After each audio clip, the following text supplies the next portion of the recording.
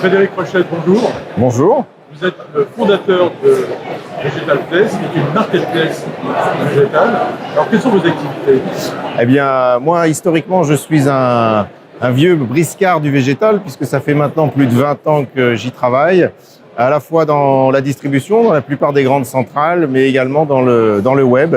Et en 2018, avec des associés, nous avons commencé à coder le projet Vegetal Place, qui est une marketplace 100% digitale, qui met en relation les producteurs de plantes français, et ça c'est important, avec leurs acheteurs professionnels, à commencer par les paysagistes et les collectivités.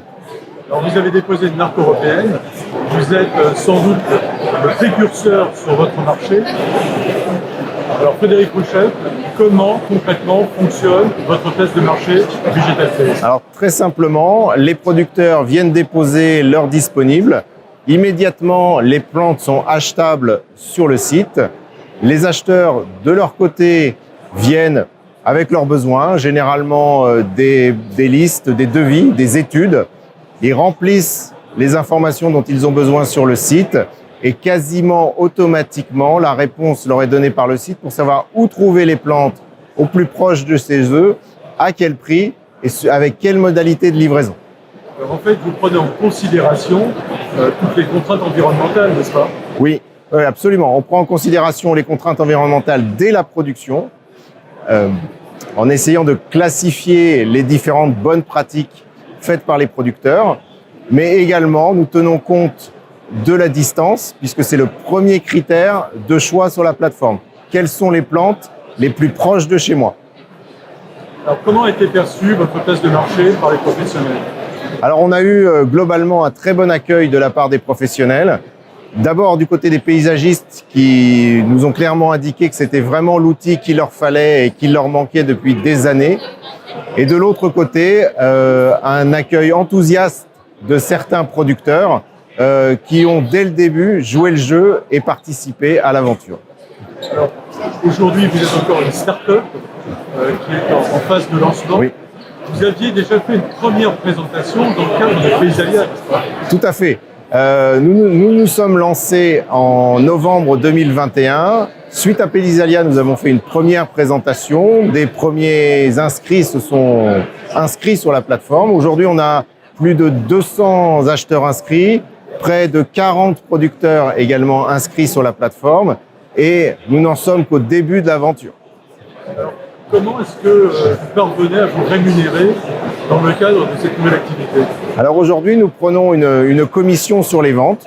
Donc pour un acheteur, ça ne lui coûte rien. Il n'y a pas de frais d'inscription sur la plateforme. Pour un vendeur, ça ne lui coûte quelque chose que quand il vend.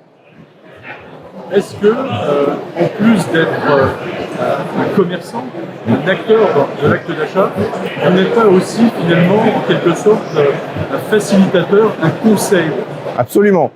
Notre site est dédié aux conseils, notamment pour tout ce qui va être les paysagistes, de façon à leur donner des conseils de plantation, à les orienter selon leurs besoins. Un chantier sur une terrasse, qu'est-ce qu'il faut mettre? Un alignement urbain, qu'est-ce qu'ils peuvent mettre, etc. Tout ça est codifié dans la plateforme. Alors, la gageure de votre outil, c'est de finalement proposer une gestion de stock pratiquement en temps réel sur votre base de données. Absolument, absolument, parce que c'est vraiment un point clé pour les acheteurs, c'est de savoir à tout moment où trouver des plantes et à quel prix. Alors, comment justement parvenez-vous à gérer cette difficulté? Alors, on la gère grâce à l'informatique. L'informatique nous aide beaucoup à gérer ces points-là. On est connecté et on est en train d'étudier des connexions avec les principaux ERP du marché de façon à quasiment instantanément avoir les informations de stock de la part des producteurs. Aujourd'hui, vous travaillez principalement en interaction avec des producteurs français. Est-ce que vous envisagez de vous développer à l'international et au moins d'abord en Europe? Alors c'est une excellente question. D'un point de vue technique, un fournisseur étranger ne peut pas s'inscrire sur la plateforme. Voilà. Donc pour l'instant, nous sommes réservés 100% aux Français. Nous dédions la plateforme aux Français. Nous avons éventuellement l'ambition de copier cette plateforme pour la déplacer à l'étranger, mais en aucun cas, nous voulons mélanger les approvisionnements français et étrangers. Donc autrement dit, vous êtes une marketplace qui est dédiée à chacun de ces marchés. Tout à fait, tout à fait. Et le système, c'est la magie du végétal. La codification unique mondiale permet de le dupliquer dans un très grand nombre de pays.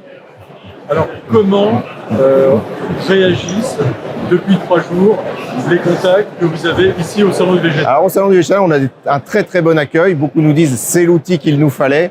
Nous l'attendions, y compris de l'interprofession qui manifeste un vrai intérêt, même si de leur côté, ils développent leurs propres outils. Et nous sommes en train de mettre en place des synergies avec l'intégralité de la filière. Autrement dit, votre marketplace ne viendrait pas en concurrence avec d'autres outils, mais viendrait finalement en complément. Absolument, absolument. Et nous apprenons à travailler ensemble de façon à ne pas nous marcher sur les pieds. Donc, c'est finalement de l'intelligence collective que vous proposez avec votre outil. Tout à fait, tout à fait. La filière se remet en marche pour progresser grâce à Vegetalplex.